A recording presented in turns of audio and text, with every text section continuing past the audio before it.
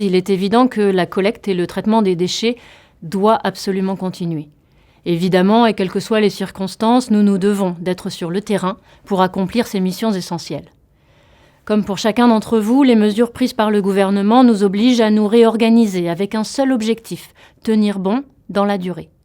Cela signifie que nous devons impérativement préserver nos ressources et donc protéger nos agents. Cela passe par la mise en place d'un plan de continuité d'activité dont la priorité est de maintenir nos capacités à collecter vos déchets et à faire tourner nos incinérateurs et centres de stockage.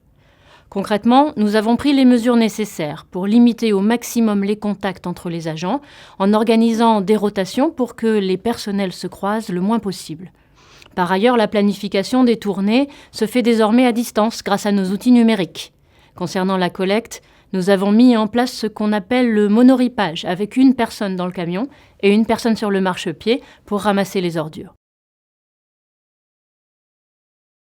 Pendant cette période, la nature des déchets va changer.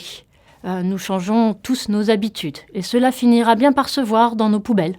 Il est fort probable que la quantité des déchets de certaines industries, tournant désormais au ralenti, va baisser assez rapidement. En revanche, il est vrai que nous pouvons nous attendre à davantage de déchets ménagers. Mais nous avons mis en place des plannings adaptés et certaines tournées ont été modifiées pour répondre à des besoins et des volumes qui ont déjà changé. Pour ce qui concerne le tri collectif, il faudra sans doute s'adapter pour les semaines à venir. Cela dépendra bien sûr des collectivités qui pourront décider de poursuivre ou non le tri dans les prochaines semaines. Il est très probable que le volume de déchets hospitaliers augmente dans les jours qui viennent. Cela relève d'une évidence, les hôpitaux sont plus fréquentés que d'habitude et dans le doute, on jette davantage dans les containers des déchets hospitaliers.